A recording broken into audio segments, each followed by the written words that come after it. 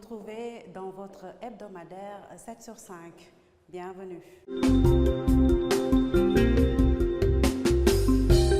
Le chef de l'État, Bassirou Diomaye Diakhar Faye, peut désormais dissoudre l'Assemblée nationale à compter du 12 septembre prochain. Il a obtenu le feu vert du Conseil constitutionnel. Le chef de l'État avait saisi les 7 sages à propos de cette question. L'avis du Conseil constitutionnel va être rendu public très prochainement. À cette date, c'est-à-dire le 12 septembre, la 14e législature aura écoulé 2 ans d'exercice.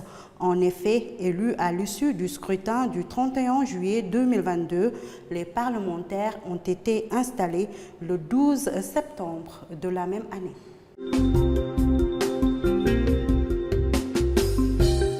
Nous restons avec l'Assemblée nationale où s'est tenue jeudi l'ouverture de la 2e session extraordinaire de l'année 2024. Le processus devant déboucher sur l'examen du projet de loi portant dissolution du Conseil économique, social et environnemental et du Haut Conseil des collectivités territoriales. Au total, 98 députés étaient présents à l'ouverture de la session extraordinaire convoqué par le chef de l'État conformément à l'article 63 de la Constitution. Cette réforme constitutionnelle supprimant ces 2 organes consultatifs entre dans le cadre d'une transformation de la gouvernance publique et de la rationalisation des dépenses.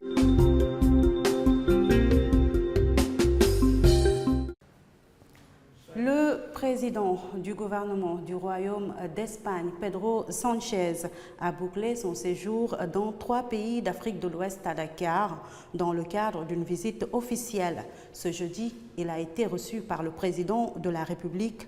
Un échange en tête-à-tête a eu lieu, suivi d'une séance de signature d'accords entre les 2 pays. 2 accords ont été signés en vue de renforcer la coopération et mutualiser les efforts entre le Sénégal et l'Espagne en matière de lutte contre la migration et de lutte contre le crime transnational.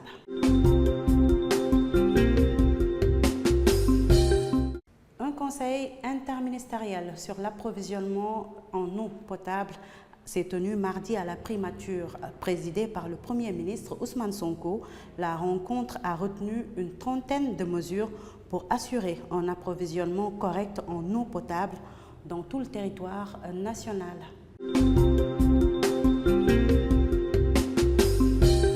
La délivrance de permis d'exploitation minière dans la zone couvrant la Falémé est suspendue jusqu'au 30 juin 2027, a annoncé le ministère de l'Énergie, du Pétrole et des Mines, invitant ainsi les populations riveraines à dénoncer auprès des autorités administratives ou des forces de défense et de sécurité tout individu qui tentera d'enfreindre la présente mesure.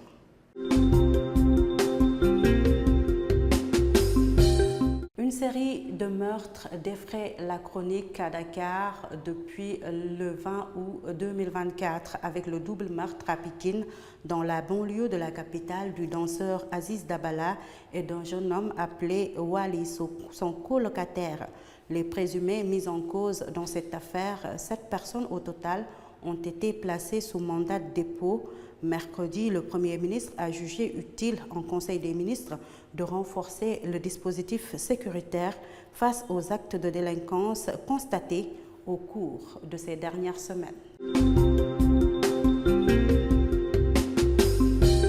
Nous arrivons à l'agenda de ce week-end en prélude à la journée Setal Suñu Réew prévue le 7 septembre prochain.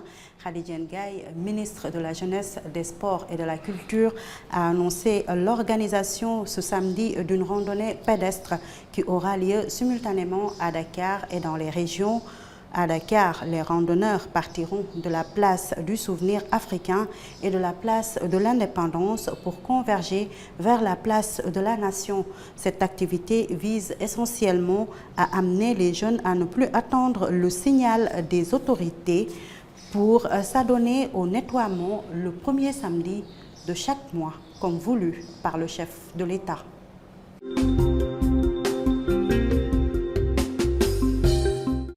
Nous Nous arrivons à la note finale de ce numéro de 7 sur 5. Je vous laisse vivre la vue de la semaine.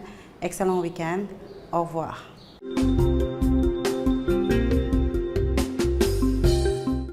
Assalamu alaikum.